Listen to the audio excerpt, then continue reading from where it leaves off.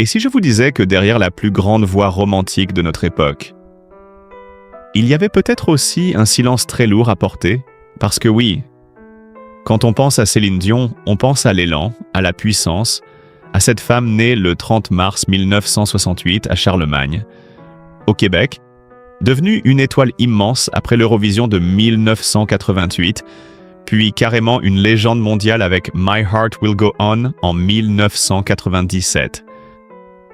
On pense à la robe, aux scènes gigantesques, aux trophées, aux frissons, et à cette histoire d'amour que tout le monde croyait connaître. Mais la vraie vie, elle ne chante pas toujours juste. René Angélil, l'homme qui l'a découverte alors qu'elle n'avait que 12 ans, est devenu son mentor, son mari en 1994 à la basilique Notre-Dame de Montréal, puis l'axe central de toute sa vie.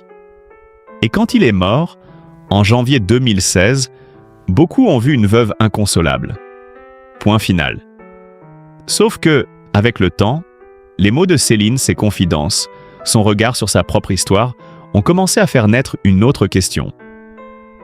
Une question bien plus dérangeante. Une grande histoire d'amour peut-elle aussi devenir une prison dorée? Ce qui me touche chez elle, franchement, c'est qu'elle n'a jamais parlé comme une femme qui voulait salir un souvenir. Jamais. Au contraire, même encore récemment, elle disait porter René avec elle. Partout, jusque dans ses traitements, comme une présence qui ne l'a jamais quittée. Et là, moi je vous avoue quelque chose. À sa place, je ne sais même pas si j'aurais eu la force de rouvrir certaines portes. Parce qu'il y a des amours qu'on pleure, et il y a des amours qu'on met des années à comprendre. Alors restez bien avec moi, parce qu'on ne va pas parler seulement d'une diva, on va parler d'une femme. D'une femme immense, oui, mais d'abord d'une femme. Et parfois, derrière les applaudissements du monde entier, il y a une vérité beaucoup plus trouble que la chanson qu'on a retenue. Et pour comprendre ce qui viendra après, il faut revenir bien avant les grands titres, bien avant Las Vegas, bien avant les robes, les projecteurs, les larmes filmées de près. Il faut revenir à Charlemagne, au Québec, où Céline Dion naît le 30 mars 1968, dans une famille nombreuse, modeste, vivante, bruyante aussi. Une maison où l'argent n'était pas toujours large, mais où la musique, elle, ne manquait pas. Elle est la 14e enfant de la famille. Rien que ça, déjà, ça raconte quelque chose. Avant d'être une star, Céline a d'abord été une petite fille élevée dans le bruit des voix, des repas, des efforts, des rêves qu'on n'ose même pas encore appeler des rêves. Très tôt, on comprend qu'il y a chez elle autre chose qu'une jolie voix. Il y a une intensité, une façon de chanter qui ne demande pas la permission. En 1981, alors qu'elle est encore toute jeune, une chanson écrite par sa mère et son frère arrive jusqu'à René Angélil. Lui, ancien chanteur devenu impresario, entend cette voix et décide de miser sur elle. On raconte souvent qu'il a hypothéqué sa maison pour lancer sa carrière. Et à partir de là, tout s'accélère.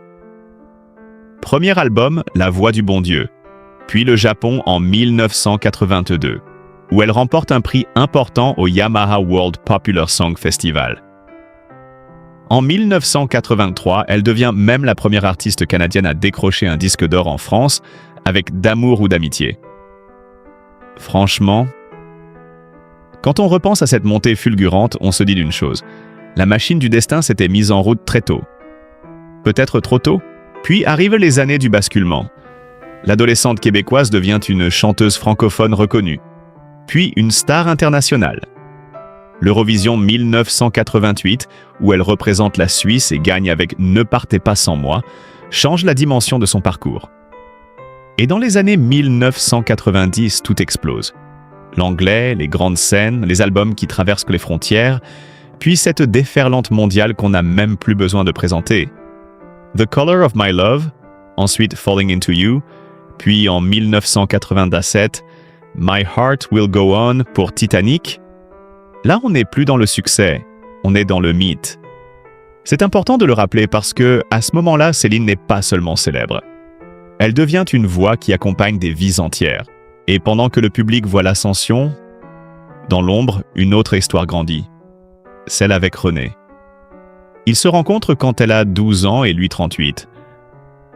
Leur relation reste d'abord professionnelle, puis devient amoureuse quelques années plus tard. Ils gardent cela discret pendant longtemps, notamment à cause de leur écart d'âge de 26 ans et du regard que le public pouvait porter sur eux. Le couple officialise sa relation au début des années 1990, se fiance puis se marie le 17 décembre 1994 à la basilique Notre-Dame de Montréal, lors d'une cérémonie très médiatisée. Plus tard viendront leurs 3 fils, René Charles en 2001, puis les jumeaux Nelson et Eddie en 2010. Dit comme ça, sur le papier, cela ressemble à une grande fresque romantique. Mais vous voyez, les histoires qu'on applaudit de l'extérieur ne disent pas toujours ce qu'elles coûtent à l'intérieur. Et c'est là que, moi, je m'arrête un instant. Parce que si l'on ne regarde que les photos, tout semble clair. Trop clair même. Le mentor devenu époux, la fidélité absolue, le couple soudé contre la maladie, contre le temps, contre le monde. Mais dans une vie comme celle-là, où l'amour, la carrière, l'autorité, la dépendance affective et la loyauté se mélangent, est-ce qu'on peut vraiment séparer les choses facilement? Honnêtement, si j'étais à sa place, je crois que moi aussi j'aurais mis des années avant de trouver les mots justes. Pas pour accuser, pas pour effacer, juste pour comprendre ce que j'avais réellement vécu. Et ça, c'est autre chose. Petit détail qu'on oublie souvent. Quand on parle aujourd'hui de 9 ans après, le calendrier a déjà avancé. René Angélil est mort le 14 janvier 2016, et en 2026, cela fait désormais 10 ans. 10 ans de mémoire, de manque, de fidélité publique, mais aussi peut-être 10 ans nécessaires pour regarder une histoire immense avec des yeux moins aveuglés par le chagrin. Et là, la vraie question commence. Quand une femme a aimé un seul homme toute sa vie, comment fait-elle un jour pour distinguer l'amour du poids qu'il a laissé? Et c'est ici, oui, ici, que l'on quitte la carte postale. Parce que pendant des années, le public a voulu voir une seule chose. Une grande histoire d'amour. Une femme fidèle. Un homme qui a cru en elle avant tout le monde. Et il y a du vrai là-dedans, évidemment. René entend la cassette de la petite Céline, la reçoit à 12 ans, devient son manager, finance son premier album, puis l'accompagne dans une ascension qui finit par dépasser le Québec, la France, l'Europe, puis le monde entier. Tout cela est réel. Mais ce qui est réel aussi, et qu'on oublie souvent de regarder en face, c'est le cadre de cette histoire. Elle est une adolescente lorsqu'il entre dans sa vie, lui a 38 ans, et quand leur relation amoureuse finit par exister, elle reste longtemps secrète, justement parce qu'il savait très bien ce que les gens allaient dire. Elle était jeune, lui avait déjà été marié 2 fois, et eux-mêmes savaient que ce mélange-là ferait parler. Céline l'a d'ailleurs reconnu avec ses propres mots. Bien des années plus tard. Leurs sentiments étaient devenus plus forts que les calculs de carrière, mais ils ont gardé cela caché longtemps pour ne pas entendre les jugements sur leur différence d'âge et son passé à lui. Rien que cette phrase-là, elle dit beaucoup. Elle dit qu'avant même le mariage, avant les cérémonies, avant les photos de contes de fées, il y avait déjà une tension. Déjà une pression. Déjà l'idée qu'aimer au grand jour allait déclencher quelque chose chez les autres. Et vous voyez, c'est là que le récit change un peu de couleur. Parce qu'un amour qu'on protège n'est pas forcément un amour qu'on vit simplement. Mais le vrai nœud, à mes yeux, est ailleurs. René n'était pas seulement l'homme qu'elle aimait. Il était aussi le premier à avoir cru en elle. Le stratège, le bâtisseur, le manager, l'organisateur de sa carrière, celui qui avait pris les paris les plus risqués pour elle. Du premier album à Las Vegas. Alors dites-moi, quand la même personne devient à la fois repère affectif, protecteur, patron, partenaire et mari, où finit l'amour et où commence la dépendance? Je ne parle pas ici d'un verdict brutal, ni d'un jugement facile. Je parle d'un lien tellement fusionnel qu'il devient presque impossible à démêler. Et c'est peut-être cela qui dérange encore aujourd'hui beaucoup de gens, même sans qu'ils sachent exactement comment le formuler. Puis la vie a ajouté une autre couche, plus lourde encore. La maladie. René est diagnostiqué une première fois d'un cancer de la gorge en 1999, et Céline met alors sa carrière entre parenthèses pour s'occuper de lui.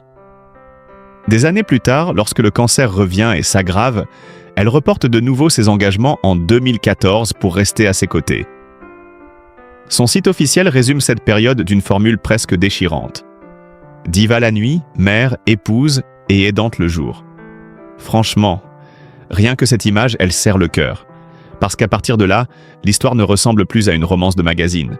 Elle ressemble à une vie tenue à bout de bras. Et après sa mort, en janvier 2016, Céline a prononcé des mots très forts. Pas des mots de scandale, pas des mots de vengeance, des mots de fatigue, d'amour et presque de vertige. Elle a raconté combien il avait été terrible pour elle et pour ses enfants de le voir mourir un peu plus chaque jour. Et elle a même dit que son départ avait apporté une forme de soulagement. Non pas parce qu'elle cessait de l'aimer, mais parce que lui, enfin, ne souffrait plus. Voilà, à mon avis, où se trouve l'enfer dont parlent certains gros titres.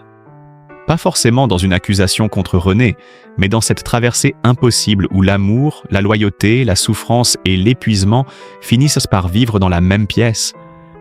Ce qui rend tout cela encore plus bouleversant, c'est que, même des années après, elle continue de parler de lui au présent. En 2024, elle disait encore « Je suis toujours mariée à René », expliquant qu'elle emporte ses photos avec elle à ses traitements. Ce n'est pas anodin. Cela montre à quel point cet homme n'a pas seulement occupé une place dans sa vie, il a structuré son monde entier. Alors forcément, quand on repense à cette relation avec les yeux d'aujourd'hui, on ne voit plus seulement une histoire d'amour hors norme. On voit aussi une femme qui a mis des années à respirer seule, à parler seule, à avancer seule. Et ça, ce n'est pas un détail. Moi, je vais vous dire quelque chose très simplement. Si j'avais vécu un lien aussi total, aussi mêlé, aussi immense, je ne suis pas sûr que j'aurais trouvé les bons mots avant longtemps. Parce qu'il y a des histoires qu'on ne comprend pas pendant qu'on les vit. On les comprend après. Très après. Quand le silence retombe. Quand les projecteurs s'éteignent. Et quand l'absence, au lieu de crier, commence enfin à expliquer. Quand on compare la Céline d'hier et celle d'aujourd'hui, ce qui frappe, ce n'est pas seulement le temps. C'est le regard. Avant, elle avançait comme une force de la nature. Tout semblait tenu, maîtrisé, presque plus grand que la vie elle-même. La voix, les tournées, les résidences de Las Vegas, les triomphes mondiaux après l'Eurovision de 1988, puis les années 1990, où elle enchaîne les albums monstres et devient l'une des plus grandes chanteuses de sa génération. À cette époque, on voyait surtout la puissance. La femme qui tenait debout pour tout le monde. La machine à émotion, oui, mais une machine qui ne devait jamais trembler. Et puis aujourd'hui, on voit autre chose. On voit une femme qui n'essaie plus de paraître invincible. En décembre 2022, Céline Dion révèle publiquement qu'elle souffre du syndrome de la personne raide, un trouble neurologique rare qui provoque notamment des spasmes et affecte sa capacité à chanter et à se produire sur scène. Ensuite, plusieurs dates de tournée sont reportées puis annulées. Et là, pardonnez-moi, mais il y a quelque chose de profondément bouleversant dans ce basculement. Celle qui, pendant des décennies, avait porté les chansons des autres, se retrouve soudain à devoir porter son propre corps comme un combat quotidien. Ce que je trouve fort, très fort même, c'est qu'elle n'a pas choisi de cacher cela jusqu'au bout. En 2024, à l'approche du documentaire I Am, Céline Dion, sorti le 25 juin sur Prime Video, elle explique qu'elle ne pouvait plus continuer à faire semblant, qu'elle ne supportait plus l'idée de mentir à ses fans. Et là, on comprend quelque chose d'essentiel. Autrefois, Céline protégeait son image. Aujourd'hui, elle protège la vérité. Ce n'est pas du tout la même chose. Avant, elle gardait la douleur derrière le rideau. Maintenant, elle laisse le rideau bouger un peu. Juste assez pour qu'on voie la femme, pas seulement la légende. Et c'est là que la comparaison avec son passé devient presque vertigineuse. La jeune Céline chantait l'amour comme une promesse absolue. La Céline d'aujourd'hui, elle, parle de l'amour comme d'une présence qui reste, mais aussi comme d'un poids qu'on continue de porter. En juin 2024, elle disait encore « Je suis toujours mariée à René. Il est toujours mon mari », expliquant qu'elle emmène ses photos avec elle lors de ses traitements. Vous vous rendez compte? 9 ans, puis 10 ans approchant après la mort de René. Et il est encore là, partout dans sa manière d'avancer. Ce n'est pas plus simplement un souvenir romantique, c'est une structure intérieure, une fidélité qui console et qui parfois doit aussi être très lourde à habiter. Et pourtant, malgré tout cela, il y a eu Paris. Le 26 juillet 2024, lors de la cérémonie d'ouverture des Jeux Olympiques, Céline Dion a interprété l'hymne à l'amour depuis la Tour Eiffel. Rien que la scène déjà semblait irréelle. La pluie, la nuit, Paris, Piaf, et cette voix revenue de si loin. Reuters a souligné que c'était son retour à la scène en direct après des années d'absence, dans un contexte où sa maladie l'avait forcé à tout arrêter ou presque. Et vous savez ce que j'ai pensé en voyant ces images? J'ai pensé qu'autrefois, elle chantait pour conquérir le monde. Ce soir-là, elle chantait surtout pour prouver qu'elle était encore là. Et parfois, le courage, ce n'est pas de monter plus haut. C'est juste de remonter une seule marche. Alors oui, quand on regarde le passé et le présent côte à côte, l'image change complètement. Avant, Céline représentait l'excès magnifique, l'amour immense, la réussite immense, la voix immense. Aujourd'hui, elle incarne autre chose, quelque chose de plus rare peut-être. La fragilité assumée. Et franchement, cela me touche encore plus. Parce qu'il est plus facile d'admirer une diva que d'écouter une femme qui souffre sans se plaindre trop fort. Il est plus simple d'applaudir un mythe que de regarder en face quelqu'un qui continue d'aimer, de tomber, de se relever, sans savoir si demain sera plus facile. Si c'était moi, je crois que j'aurais eu peur de montrer ce visage-là. Peur qu'on me voie diminuer. Peur qu'on compare ce que j'étais à ce que je suis devenu. Mais elle, justement, elle a fait l'inverse. Elle a laissé le monde voir la faille. Et dans cette faille, il y a peut-être sa vérité la plus belle. Pas la plus spectaculaire, pas la plus parfaite, la plus humaine. Et au fond, la vraie question est peut-être celle-ci. Est-ce que Céline Dion a perdu sa grandeur? Ou est-ce qu'elle l'a enfin redéfinie? Et vous savez, c'est peut-être ici que l'histoire de Céline devient la plus précieuse. Pas quand elle chante devant des milliers de personnes. Pas quand elle soulève une salle entière avec une seule note. Pas même quand elle revient là où tout le monde la croyait perdue. Non. Le plus fort, à mes yeux, c'est ce qu'elle nous montre sans chercher à nous donner une leçon. Cette façon d'avancer avec une douleur qu'elle n'habille plus. Cette manière de continuer à aimer quelqu'un qui n'est plus là, sans faire semblant d'être passé à autre chose pour rassurer le monde. Parce qu'au fond, combien de personnes vivent cela en silence? Combien de femmes, combien d'hommes, après une grande histoire, continuent de marcher avec un fantôme à côté d'eux, sans jamais oser le dire vraiment? On leur demande d'être forts. On leur demande de sourire. On leur demande presque de ranger le chagrin comme on range une vieille photo dans un tiroir. Mais la vie, la vraie vie, ne fonctionne pas comme ça.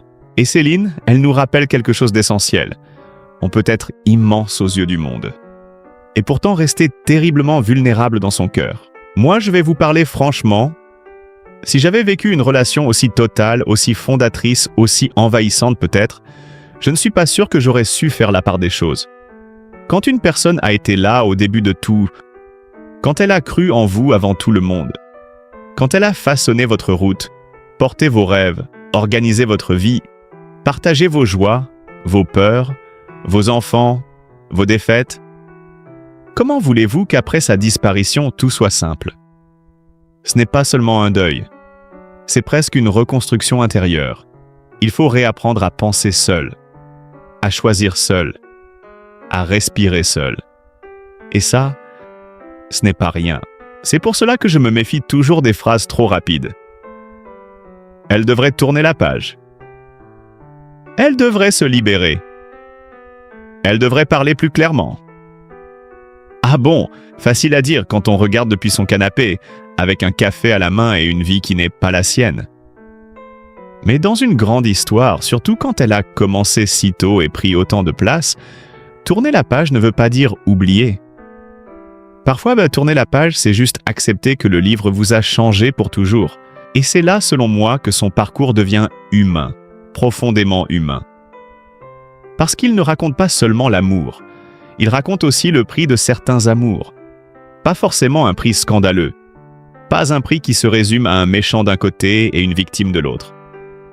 Non, la vie est bien plus compliquée que ça.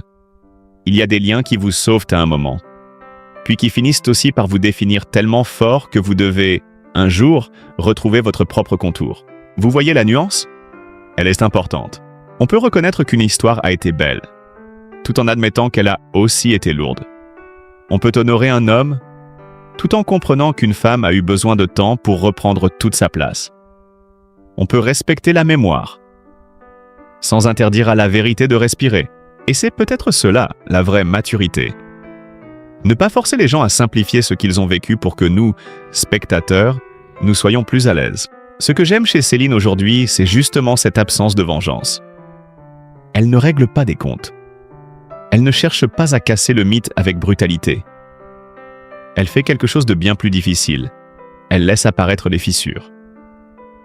Doucement, avec pudeur, avec cette façon bien à elle de ne jamais hurler, même quand on sent que le cœur, lui, a connu des tempêtes. Et parfois, croyez-moi, parler doucement demande bien plus de courage que faire du bruit. Il y a aussi une autre chose qui me touche. Peut-être parce que, en vieillissant, on regarde la vie autrement. Quand on est jeune, on admire les destins parfaits. On aime les grandes histoires, les couples qu'on croit indestructibles, les carrières qui semblent bénies. Mais avec le temps, on comprend que ce ne sont pas les vies parfaites qui nous apprennent quelque chose. Ce sont les vies traversées, les vies cabossées, les vies où quelqu'un reste debout, même en tremblant un peu. Et Céline, aujourd'hui, me donne cette impression-là. Elle ne nous dit pas « Regardez comme je suis forte ». Elle nous dit plutôt « Je suis encore là ». Et franchement, il y a des jours où c'est déjà héroïque. Alors oui, son histoire nous parle d'amour. Mais elle nous parle aussi de loyauté, de fatigue, de mémoire, d'identité. Elle nous rappelle qu'après certaines pertes, on ne redevient pas la personne d'avant. On devient quelqu'un d'autre. Pas forcément plus dur, pas forcément plus triste, juste plus vrai. Et peut-être que le plus beau message est là, même après les deuils, même après les silences trop longs, même après les relations qui ont pris presque tout l'espace, il reste encore un morceau de soi à retrouver. Parfois petit, parfois fragile, mais vivant. Et ce morceau-là mérite qu'on le protège. Alors, au lieu de juger trop vite, peut-être qu'on devrait simplement regarder cette femme avec un peu plus de tendresse. Pas seulement la star, pas seulement la voix, la femme. Celle qui a aimé fort, celle qui a souffert fort aussi, celle qui continue d'avancer sans se déguiser en légende quand elle se sent simplement humaine. Et au fond, n'est-ce pas cela qui nous bouleverse le plus chez elle? Alors voilà, après avoir regardé tout cela ensemble, après avoir traversé la lumière, le silence, les triomphes, les manques, les fidélités, les blessures qu'on ne voit pas toujours, il me reste surtout une image. Pas celle de la star sous les projecteurs. Pas celle de la voix qui remplit une salle en 3 secondes. Non. L'image qui me reste, c'est celle d'une femme qui a vécu tellement fort que même son silence continue de parler. Et c'est peut-être pour ça que Céline Dion touche encore autant de monde aujourd'hui. Parce qu'au fond, elle ne nous raconte pas seulement sa vie. Elle nous renvoie tiparo à la nôtre, à nos propres attachements, à nos propres absences, à ces gens qui ont compté plus que tout et qui, même après leur départ, continuent de vivre dans une habitude, dans une chanson, dans une chaise qu'on évite du regard, dans un parfum resté sur une écharpe, dans une phrase qu'on entend encore au fond de soi quand la maison devient trop calme. Qui n'a jamais connu cela, d'une manière ou d'une autre? Et c'est là que cette histoire devient plus grande qu'un simple sujet de célébrité. Parce que si l'on écoute bien, ce que Céline nous dit, ce n'est pas seulement « j'ai aimé ». Ce qu'elle nous dit, d'une manière plus discrète, plus profonde, c'est « j'essaie encore de vivre avec tout ce que cet amour a laissé derrière lui ». Et ça, franchement, ça, c'est une vérité que beaucoup de gens comprendront sans qu'on ait besoin d'en faire trop. On vit dans une époque où tout doit aller vite. Il faut réagir vite, guérir vite, se relever vite, redevenir fort vite. Comme si le cœur avait une horloge exacte. Comme si le deuil suivait un calendrier. Comme si l'âme acceptait les délais administratifs. Mais non! La vie intérieure ne fonctionne pas comme ça. Il y a des chagrins qui prennent des années à changer de forme. Il y a des histoires qu'on ne quitte jamais complètement. Elles s'installent autrement, voilà tout. Elles deviennent moins bruyantes peut-être, mais elles restent là. Et quand on regarde Céline aujourd'hui, on comprend que certaines douleurs ne disparaissent pas. Elles apprennent simplement à marcher avec nous. Moi, je trouve cela presque apaisant au fond. Oui, apaisant. Parce que cela nous enlève cette pression absurde d'aller mieux pour faire plaisir aux autres. Cela nous rappelle qu'on peut continuer à aimer quelqu'un sans être enfermé dans le passé. On peut continuer à porter une mémoire sans être incapable d'avancer. On peut être fidèle à ce qu'on a vécu, tout en cherchant une nouvelle manière d'exister. Ce n'est pas une contradiction, c'est peut-être même ça, la vraie vie. Et puis il y a quelque chose d'autre, quelque chose que je trouve très beau chez elle. Malgré tout ce qu'elle a traversé, malgré la maladie, malgré le manque, malgré ce corps qui parfois lui résiste, elle ne donne pas l'impression de demander la pitié. Elle ne se pose pas en statut tragique. Elle ne cherche pas à ce qu'on s'agenouille devant sa souffrance. Elle continue simplement, avec dignité, avec pudeur, avec des jours meilleurs et sûrement d'autres plus lourds. Et moi, je vous le dis comme je le pense, il y a là une noblesse rare, pas la noblesse des palais, pas celle des grandes déclarations. Non. La noblesse de celles et ceux qui restent debout sans faire de théâtre avec leurs blessures. Alors ce soir, ou ce matin, ou à l'heure où vous regardez cette vidéo, j'aimerais qu'on garde de Céline Dion quelque chose de plus tendre que les gros titres. Quelque chose de plus juste que les formules choc. Derrière les légendes, derrière les interprétations, derrière tout ce qu'on projette sur elle, il y a une femme qui a probablement passé une partie de sa vie à être ce qu'on attendait d'elle. Avant d'apprendre, peut-être tardivement, à être simplement elle-même. Et vous savez quoi? Il n'est jamais trop tard pour ça. Jamais trop tard pour reprendre un peu de soi. Jamais trop tard pour regarder son passé autrement. Jamais trop tard pour dire « Voilà ce que j'ai vécu. Voilà ce que cela m'a coûté. Voilà ce que j'en comprends aujourd'hui. » Pas pour accuser, pas pour détruire. Juste pour se remettre à sa propre place. Et ça, je crois que beaucoup de personnes de votre génération, de ma génération, le ressentent très profondément. Parce qu'on a grandi avec l'idée qu'il fallait tenir, qu'il fallait encaisser, qu'il fallait rester loyal, même dans la douleur, qu'il fallait parfois se taire pour préserver une image, une famille, un équilibre. Alors quand une femme comme Céline laisse entrevoir la complexité de son histoire, sans haine, sans vulgarité, sans règlement de compte, cela parle à quelque chose de très intime chez beaucoup d'entre nous.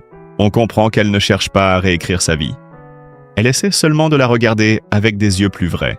Et peut-être qu'au fond, le courage n'est pas toujours dans les grandes ruptures. Parfois, le courage est dans cette phrase intérieure qu'on ose enfin se dire après tant d'années cela. Ce que j'ai vécu était immense. Mais ce n'était pas simple. Voilà, rien que ça.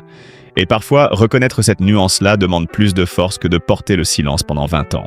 Alors, avant de se quitter, j'aimerais vous poser une question toute simple. Une question de cœur, pas une question de débat. Est-ce qu'il vous est déjà arrivé, vous aussi, de comprendre très tard quelque chose d'essentiel sur une relation qui a compté dans votre vie? Pas forcément une histoire d'amour d'ailleurs. Parfois cela peut être un parent, un frère, une sœur, un ami, un mentor. Quelqu'un qu'on a aimé sincèrement, mais dont on a mesuré l'empreinte réelle qu'après coup. Si cette histoire de Céline vous a touché, si elle vous a rappelé quelque chose, quelqu'un, une époque de votre propre vie, dites-le moi en commentaire, avec vos mots à vous. Pas besoin de grandes phrases. Une pensée suffit. Un souvenir suffit. Parfois, lire l'expérience des autres fait un bien fou, parce qu'on se sent un peu moins seul avec ce qu'on porte. Et puis bien sûr, si vous aimez ce genre de vidéos, ces histoires qu'on prend le temps de regarder avec douceur, sans crier, sans juger trop vite, avec un peu de recul et beaucoup d'humanité, pensez à laisser un petit « j'aime ». Abonnez-vous à la chaîne si le cœur vous en dit. Et partagez cette vidéo à quelqu'un qui aime Céline Dion, ou simplement à quelqu'un qui traverse peut-être une période où entendre une histoire vraie, racontée calmement, peut faire du bien. Prenez soin de vous, vraiment. Et n'oubliez jamais ceci. Derrière les voix les plus puissantes se cachent parfois les silences les plus courageux. À très bientôt.